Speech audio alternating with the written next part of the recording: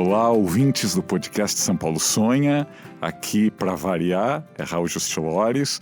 Eu sou editor da Vejinha, da Veja São Paulo, e tenho hoje dois jovens arquitetos.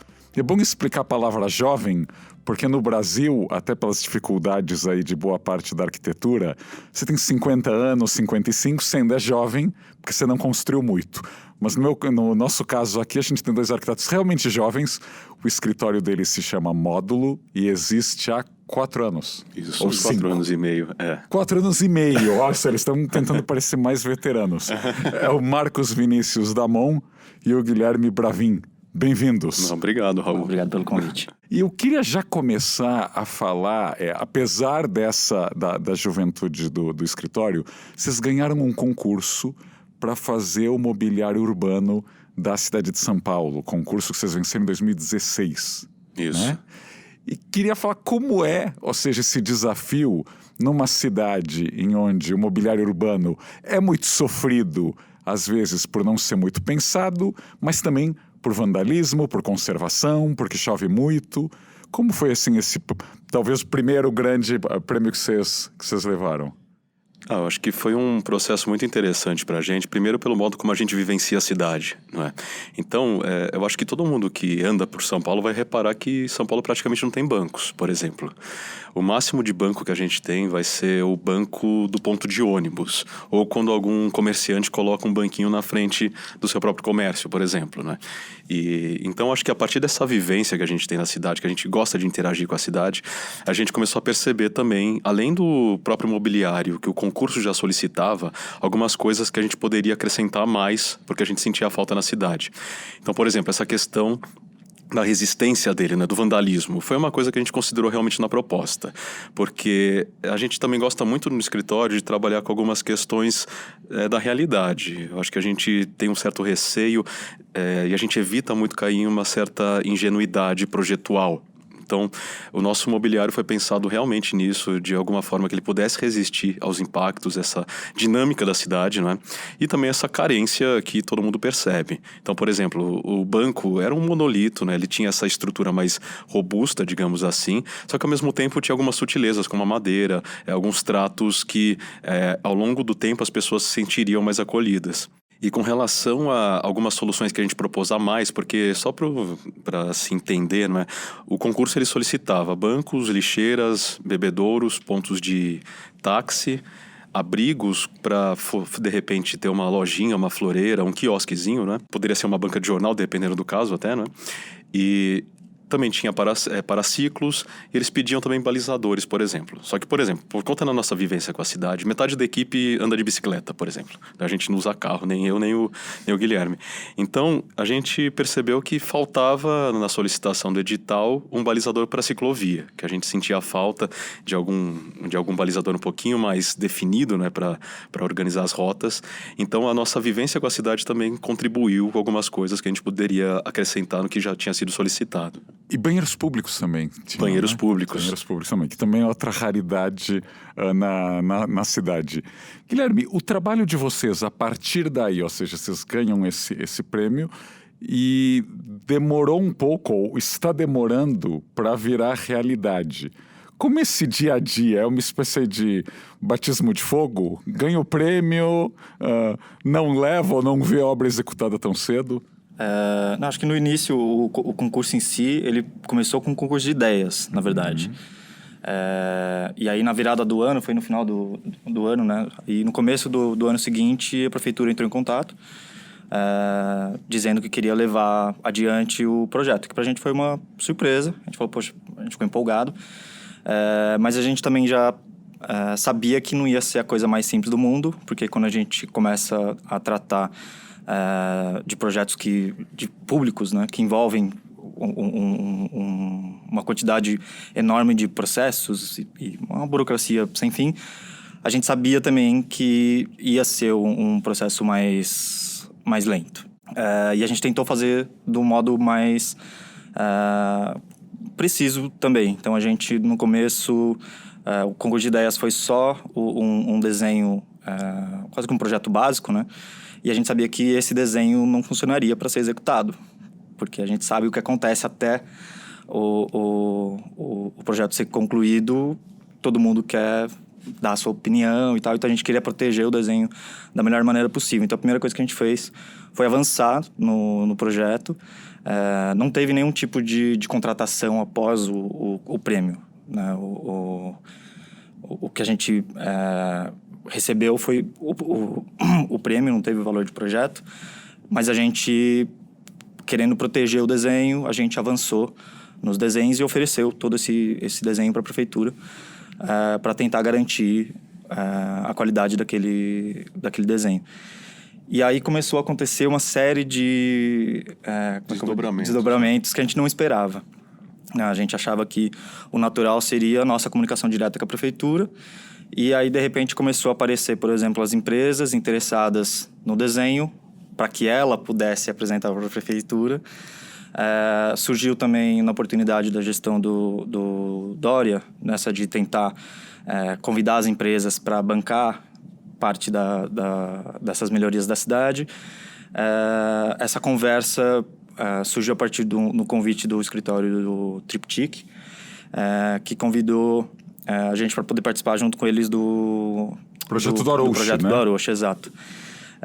Então a gente, no momento, a gente se viu em várias frentes e, obviamente, a gente queria tentar aproveitar todas para ver onde ia chegar e tentar viabilizar. O mais difícil, acho que foi o da prefeitura mesmo, porque, como eu falei, eram muitos processos, era muita gente envolvida. A gente chegou a mandar o desenho para lá. N vezes. Eu confesso que eu não lembro quantas vezes. Muda o cargo, muda o secretário, muda o assistente, assessor. Então era sempre uma conversa nova de novo. Do zero. Mas a gente sempre tentou aproveitar todas essas oportunidades. A que mais vingou no final das contas, teve uma empresa que ficou interessada em prototipar o banheiro. Então eles pediram os desenhos, a gente pediu autorização para a prefeitura para mandar esses desenhos para eles, enviamos e eles chegaram a produzir sim um protótipo do banheiro. A gente foi na fábrica visitar. Isso foi muito empolgante na época. A gente falou, puxa, acho que vai virar. E aí, poucos meses depois, saiu a notícia de que o Dória estava inaugurando os banheiros públicos de São Paulo, e a gente foi pego meio de surpresa. A gente falou, poxa, que incrível, o nosso banheiro. E quando a gente chegou lá, não era o nosso banheiro. Claro. Clássico. E aí, nesse imbróglio todo, o convite do Triptych com a reforma do Largo do Arouche, acho que foi o que mais rolou. Entendi. Agora, na gestão Bruno Covas, começaram as obras lá da praça. E, bom, parece que vai virar. Parece que vai sair. Mas é isso. Porque a justiça para, etc. Exatamente. Né? Então, são contratempos. Espero que na hora que finalize, que aconteça de verdade, não seja a mesma surpresa do banheiro e a gente chegue lá e não é nada do projeto que a gente desenhou junto com eles. Claro. Vocês também criaram, até um pouquinho antes do escritório, um centro de estudos chamado Cura. Queria perguntar para vocês o que é o Cura, como ele funciona e por que vocês não criaram um centro de estudos quase paralelamente, antecedendo o escritório? Primeiro que é no mesmo espaço físico, né? O Cura, na verdade, é uma sigla para cursos de representação arquitetônica, né? Só que, apesar dele ter sido criado com essa ideia inicial de oferecer treinamentos para arquitetos e estudantes, né? Para melhorarem a apresentação e a representação, hoje a gente também gosta de receber vários tipos de encontros relacionados na discussão da arquitetura, cidade, sociedade e outras formas de projetar, né? Por exemplo, semana passada a gente teve um encontro que relacionava moda e arquitetura, porque tem uma questão de projeto, tem uma questão de expressão. Então, a gente se interessa por esse tipo de debate. A gente acredita muito também que quando o arquiteto, seja um arquiteto mais experiente, um arquiteto recém-formado, até um estudante, quando a gente consegue apresentar melhor a ideia, a gente consegue ter um melhor desenvolvimento da cidade também. Porque, por exemplo, quando você consegue expressar para um cliente, seja poder público, seja até o seu professor, que aquela sua ideia funciona bem, é uma forma também de viabilizar projetos bons. Então, de certa forma, isso tem tudo a ver com o que a gente acredita também, colocando em prática a cidade. Então, o nosso espaço físico, ele também tenta acolher todas essas questões, né? Tanto essa questão da escola de treinamento, em paralelo, no mesmo ambiente, né? Não, óbvio, em salas separadas, né? Mas no mesmo espaço físico a gente tenta acolher essas duas dinâmicas, né? O estudo e a prática, que pra gente é super importante. Perfeito. Pô, que bom, que muito bom. E eu queria perguntar, ou seja, tanto o Cura quanto o módulo ficam na Vila Buarque, vocês são vizinhos de Santa Cecília e moram perto da Paulista, que são 3 áreas que deixam os urbanistas quase com lágrimas de emoção. São áreas multiuso, densas, com gente na rua de manhã, de tarde, de noite.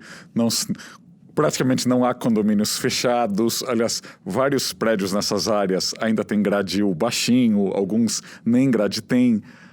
O que é que daria para melhorar nessas áreas? Porque o nome desse podcast é São Paulo Sonha, então ninguém vem aqui de graça, tem que mostrar serviço. Vocês, como arquitetos e que caminham, vocês acabaram de falar que não andam de carro, o que é que daria aí para melhorar ou transformar nessas andanças de vocês por essa área? Eu acho que essa região de São Paulo, de fato, é uma região privilegiada, né? Ela está próxima de toda essa infraestrutura, tem todos os tipos de equipamentos, mas eu acho que ainda tem uma certa resistência, principalmente quando a gente fala dos condomínios, né, dos apartamentos. Você falou que tem muitos edifícios que não têm gradil, tem muitos que não tinham e estão passando a ter. Tudo por conta dessa questão, essa indústria do medo. Então, eu acho que a gente tem um papel importante de tentar educar as pessoas, a sociedade, a não ter medo da cidade, né? Então, acho que essa área, como ela é muito bem resolvida em muitas outras questões, acho que ela poderia ser um exemplo justamente desse combate ao medo. As pessoas têm medo de viver a cidade. As pessoas... Elas saem do carro, no ar-condicionado do carro, e vão direto para o ar-condicionado do elevador, para o ar-condicionado da sala comercial, e tem medo de andar na rua. Então, acho que a gente tem que ter um pouco esse papel de tentar mostrar para as pessoas que o importante é viver a cidade, né? E eu acho que ali nessa região, acho que é um pouco isso, porque como você mesmo falou, é um pedaço da cidade que é muito bem atendido em outras questões. Óbvio, tem uma série de outros problemas, mas eu acho que uma vontade que eu tenho, por exemplo, é tentar fazer com que as pessoas tenham menos medo de viver a rua. Acho que é uma coisa que a gente se preocupa também no escritório, e eu acho que isso... A gente não pode ter medo, porque eu acho que essa é uma coisa que se aplica em qualquer escala de projeto. Desde o mobiliário urbano ao edifício, né, a um grande projeto. Eu acho que tem pequenas atitudes, pequenos compromissos com o desenho que resolvem muito bem essas questões. Então, acho que tanto numa escala mais curta ou num edifício mesmo, acho que tem coisas que a gente pode... devolver para a cidade, que eu acho que é importante. E completando o que o Gui falou, realmente, eu cresci na Zona Leste, né? Então, tem vários temas que você já abordou nos podcasts anteriores, por exemplo, do Eixo Platina. Né? Então, eu entendi exatamente o que estava sendo falado lá, não é? Onde então, na Zona Leste você cresceu? Eu cresci mais para... lá, não é? Mais perto era Engenheiro Goulart. Ah, perfeito. Perto daquela estação nova que agora inaugurou, um pouquinho perto da USP Leste, né? Isso. E tanto que meu TFG foi nessa região da USP Leste, enfim, mas isso já é outra história. Mas, complementando isso, né? Como a gente... É um contraste enorme, né? Morar lá, de repente morar na região da Paulista e trabalhar na região da Vila Buarque, né? Tem essa dinâmica que o Gui falou. E eu acho que são regiões que precisariam de, digamos assim, retoques. Uma coisa que eu acho que muita gente percebe também é a falta de sombra na cidade, né? Porque para você se estimular a andar mais, eu acho que a cidade poderia ter mais sombra, no sentido de uma marquise mais agradável, mais desenhada, que já sai do prédio, ou então a sombra da própria árvore. Acho que alguns eixos arborizados e a qualidade da calçada. Isso é sempre um ponto-chave, acho que é um ponto que São Paulo inteira carece, até regiões mais nobres da cidade tem muito essa democrático, questão. Né? Ter calçada ruim em São Paulo. Isso, né? Exatamente. Ninguém escapa. Une ricos e pobres. Isso. Então, acho que a calçada é um ponto-chave, né? Então, a partir da calçada, a gente poderia avaliar uma boa arborização, uma boa marquise nos prédios, que é um tema que já existiu na cidade. Antes, se a gente pega alguns edifícios da década de 50, 60, você tinha essa marquise. Então Quem é uma andou cidade... já pelo conjunto nacional sabe que é uma marquise vasta, né? Exatamente, né? Então, acho que essas adequações na lei, não é? Porque tudo bem, a cidade vai se transformando, a lei vai se transformando, mas algumas alterações na lei poderiam facilitar muito a vida do pedestre. O que você sugeriria? Acho que 2 pontos-chave. Acho que o plano diretor já trouxe uma série de benefícios, né? Então, essa dinâmica de um edifício com térreo ativo já é uma grande melhoria. Então, por exemplo, o nosso prédio, onde fica o escritório, tem lá no térreo uma cafeteria super boa, tal. Você vai lá, come um brownie, pede um café, super agradável. Então, a gente percebe que essa dinâmica do térreo ativo realmente traz segurança para a cidade. Então, esse é um ponto-chave que a lei ajuda, né? É um ponto que a lei ajuda. Eu acho que a lei, às vezes, atrapalha um pouco a dinâmica da cidade quando ela tenta setorizar demais, né? Criando bairros exclusivamente dormitórios e outros bairros exclusivamente comerciais. Então, O zoneamento. O zoneamento como ele é feito, como a gente conhece. Então, essa alteração já seria... isso sendo executado, acho que já vai trazer melhorias para a cidade. Uma outra que eu particularmente acredito, seria realmente rever essa questão, como que a gente pode usufruir da calçada. Porque, por exemplo, a marquise avançando na calçada gera uma sombra, gera uma ocupação mais interessante. Então, isso é um tema que a gente já viu que deu certo. Mas que dificilmente hoje... aprovado, né? Exatamente. A gente tem que lembrar os exemplos que o Marcos estava dando, né, dos anos 50, eles eram permitidos e às vezes até incentivados, né? E a partir do primeiro plano diretor de 72, né, por causa dos recuos obrigatórios, as marquises foram vetadas. Hoje em dia, desenhar uma marquise ainda pode ser uma dor de cabeça? Ela, realmente, hoje ela não pode avançar a calçada, né? E eu acho que isso do recuo também. O recuo no térreo, ele pode ser revisto, né? Porque a gente, óbvio, não pode cair na ingenuidade de achar que a cidade é um paraíso na terra, que não existe insegurança.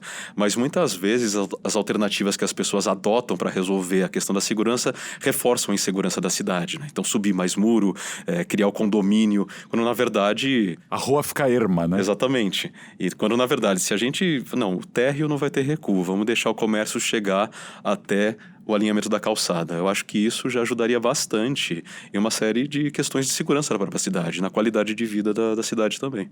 Então, a marquise devia ser mais permitida ou talvez incentivada pela prefeitura. Há muitas cidades por aí pelo mundo investindo, e eu digo a palavra investindo, apesar que é algo muito barato. Você vê assim... guarda-chuvas pendurados em calçadões ou até tecidos em Madrid, ali na Calle de Cuchilleros, que fazem sombra. Em Cartagena, na Colômbia, tem isso. No Rio de Janeiro. Aqui você imagina... Aliás, Sevilha tem aquele parasol, né, feito de madeira, né, aquele projeto paramétrico. Você imagina aí algum projeto, Guilherme, para criar sombra? Com marquise ou sem marquise, assim? Aqui é a turma da sombra. Eu acho que é de fato uma questão relevante, né, de criar esses espaços. São Paulo tem até alguns exemplos que você tem essa circulação, um pouco mais da permanência das pessoas, mas de fato é algo muito difícil de se incentivar se você não tem sombra, falando num país tropical, numa cidade quente como São Paulo, com poluição, com coisas que acabam piorando a estada na cidade. Eu acho que é muito importante e tem N métodos de se fazer isso, né? Tem a própria arborização, né? O desenho de paisagismo, tem essas intervenções que são um pouco mais baratas, mas não baratas no sentido de que precisa durar um mês apenas e depois ninguém se preocupa, quase como se fosse um evento. Mas tem métodos um pouco mais simples de se executar essas sombras, né, e proteger a pessoa do sol, mas que a gente faz pouco. São Paulo tem poucos exemplos desse tipo de construção, né, e até mesmo intervenções, né? São Paulo tem pouco esses pequenos eventos que às vezes podem proporcionar isso. Eu acho que a gente não pratica tanto. Claro. A gente tem duas obras maravilhosas na cidade, supostamente sem função, e acho que os arquitetos quiseram que elas fossem aí espaços livres, né? Como o Vão Livre do MASP e a Marquise do Ibirapuera, né? Que são dois aí grandes abrigos, né? Produtores de sombra, e quando foram desenhados não estava certo como as pessoas iam usar, né? Não sei se o Niemeyer já imaginava a febre do skate ou do passinho ou das coreografias sob o K-pop, né? Sobre a música coreana. Mas você teria vontade de projetar algo que produzisse sombra na cidade? Eu acho que sim, né? Porque além de São Paulo ter essa questão da necessidade do sol, né? A questão do calor, também tem a chuva. Então, teria essa dupla função de você não ter aquela... Eu acho que a questão quando a gente fala do abrigo, da sombra, eu acho que também é legal pensar em como proteger da chuva.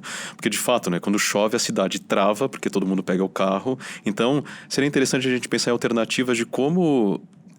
Esse grande abrigo também poderia incentivar as pessoas a continuarem andando a pé mesmo num dia chuvoso. Então, eu imagino que alguns eixos que a gente poderia avaliar a partir de alguns estudos, tal, onde poderíamos incentivar a construção dessa grande sombra, né, que a gente está chamando aqui.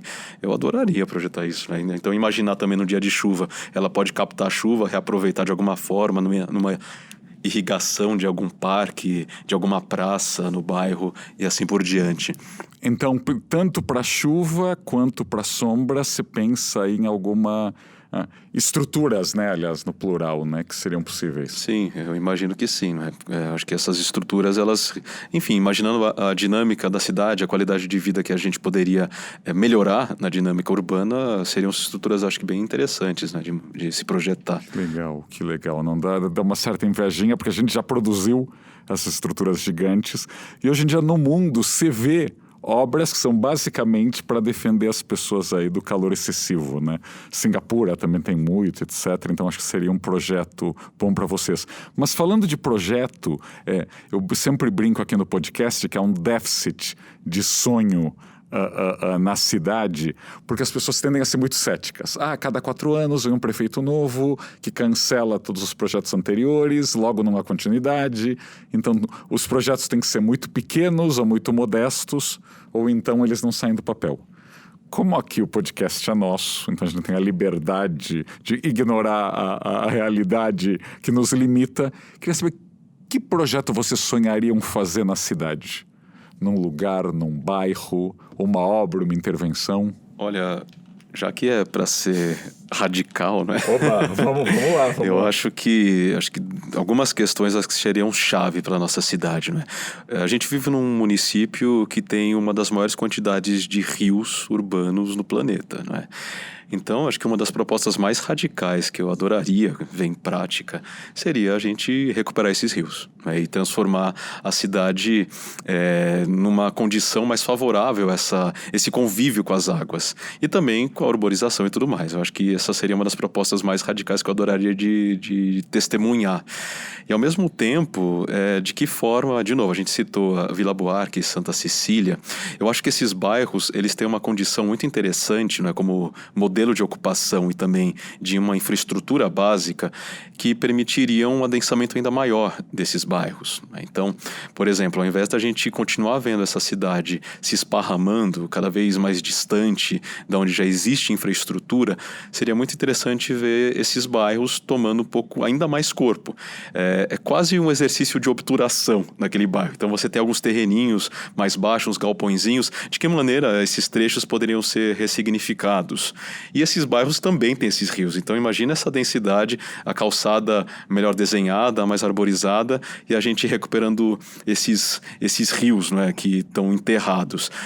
A gente, como você apresentou, nós somos um escritório jovem, a gente teve algumas obras, né? A gente tem algumas obras menores, outras maiores nem são em São Paulo. A gente recentemente inaugurou um concurso que a gente ganhou e inaugurou lá em Santa Catarina, que era o Agorotec Park, que a gente tinha uma dinâmica de planejar um master plan, que era uma grande área de 70 mil metros quadrados, e a gente já construiu o primeiro edifício, também um projeto nosso.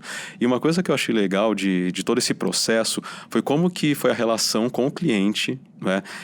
em vários momentos a gente meio que quase que educar o cliente, como que, eles tinham uma ideia de um master plan, de uma grande área com os conceitos de Smart Cities, uma dinâmica em que as pessoas não fossem só trabalhar, mas que também convivessem naquele território.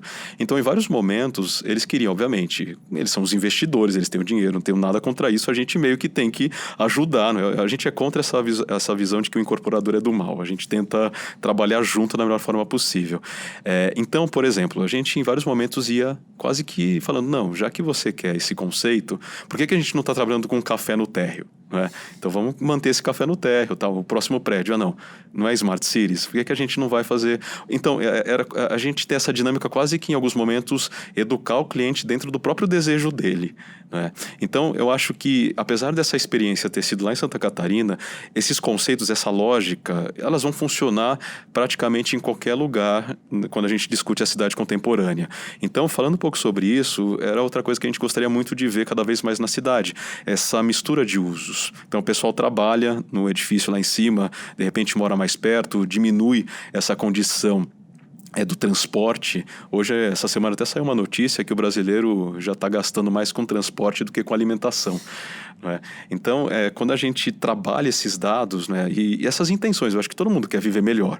Só que às vezes as pessoas acabam se equivocando, né, desses objetivos dela, elas acabam se perdendo um pouco em relação a alguns anseios que ela constrói por conta da publicidade, seja lá quais forem os anseios delas, e acabam se perdendo um pouquinho nesses objetivos que são bem próximos daquilo que a gente sabe responder através de um bom planejamento urbano. Claro. Aliás, uma coisa que você falou, né? Adensamento parece uma palavra super feia e as pessoas tendem a imaginar aí arranha-céus, que cá entre nós São Paulo tem bem poucos, né? Quem viaja pelo mundo sabe que São Paulo tem arranha-céus bem velhinhos, né?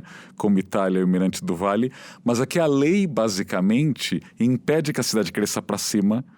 Então, ela tem crescido para os lados. E quando eu digo para os lados, é para os lados mesmo, né? Vai chegar uma hora que vai ter bairro descendo a Serra do Mar, vai ter um bairro paulistano aí perto de Colada Bertioga, etc. Então, é um grande desafio. Como daria para adensar Vila Buarque a Santa Cecília, que muita gente acha, não, imagina, já é super denso. O que poderia ser feito lá? Que a lei hoje não permite ou complica?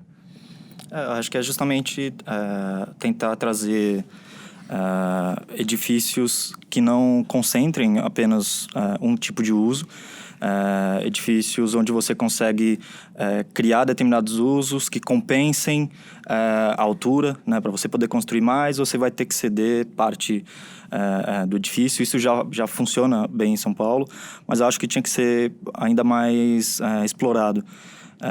E com outras compensações, acho que não é só crescer o edifício. Eu acho que tem margem para as construtoras, para as empresas cederem mais a cidade. E isso, querendo ou não, acaba depois atraindo o uso, né, daquele edifício e, querendo ou não, valorizando aquele imóvel. Então, acho que a gente tem que ter também uma política que não é só aquela compensação imediata da construção, da venda, mas tem que pensar a longo prazo, né, em como aquilo vai ser benéfico tanto para a cidade quanto para o incorporador, para o responsável por aquele empreendimento. Eu acho que ali na Vila Buarque tem muitos empreendimentos que estão surgindo agora, principalmente de condomínios residenciais, muitos Minha Casa Minha Vida, né? Que já exploram um pouco desse aproveitamento, né? De poder construir um pouco mais, cedendo um pouco para a cidade, e eu acho que isso para aquela região vai ser muito benéfico. Como a gente já falou aqui, é uma região que já é bastante privilegiada. Eu acho que tem trechos do centro que carecem ainda mais desse tipo de uso, né, de gente, de pessoas morando e vivendo a cidade.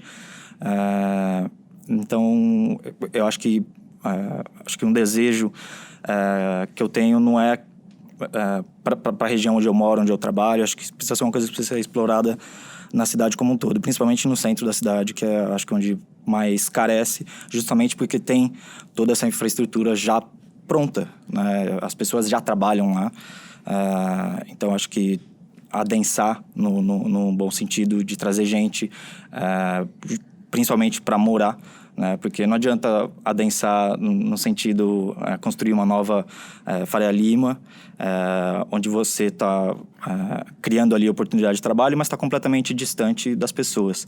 E aí acaba fortalecendo ainda mais esse movimento pendular que a cidade. Exato, né? Que é um grande problema também, que acaba causando uma série de outros conflitos na cidade. Perfeito. Eu acho que é só para complementar também, eu acho sempre interessante ressaltar por que a gente fala nesse adensamento, né? Que a gente quer dizer com a infraestrutura que já existe.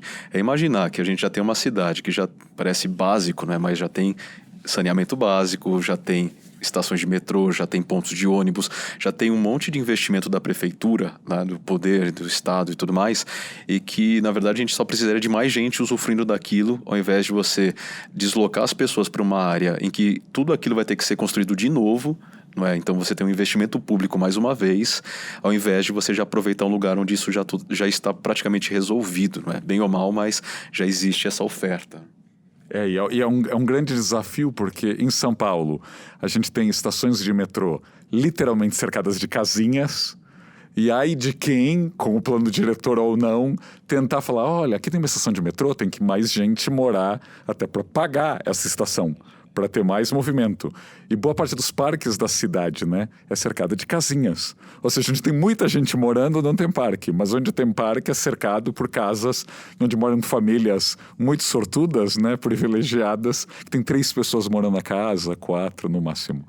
Mas, por último, eu queria perguntar para os nossos ouvintes seguirem o trabalho de vocês, como eles acham o Cura, o módulo. Acho que tanto o Instagram como o Facebook, acho que cada vez mais Instagram, não é?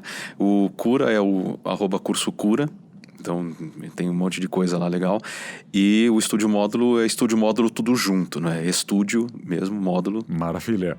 Muitíssimo obrigado, Guilherme e Marcos. E muito trabalho para vocês e que a gente veja o mobiliário urbano desenhado pelo escritório e pela cidade. Obrigado. Muito obrigado pelo convite, foi um prazer enorme estar aqui. Viu? Obrigado.